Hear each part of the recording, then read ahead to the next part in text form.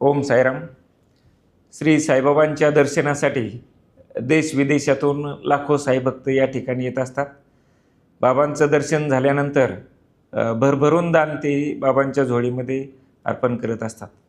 जे दान या ठिकाणी येतं त्या दानाचा वेगवेगळ्या सामाजिक उपक्रमासाठीचा वापर जो आहे तो श्री साईबाबा संस्थांच्या माध्यमातून केला जातो.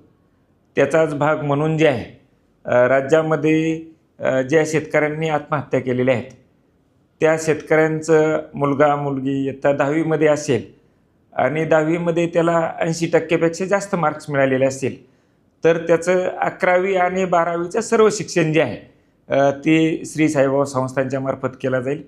त्यासाठीचा निर्णय जो आहे तो तदर्थ समितीने घेतलेला आहे.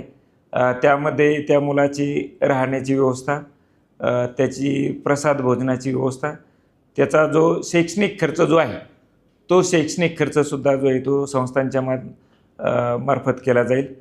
सर्वात महत्त्वाचं म्हणजे मागच्या वर्षापासून जे आहे ते साईबाबा संस्थांमध्ये आकाश कोचिंग क्लासेसमार्फत जे आहे ते 11वी आणि 12वीतल्या मुलांना जे आहे ते कोचिंगची सुविधा जी आहे ती संस्थांनी उपलब्ध करून दिलेली आहे.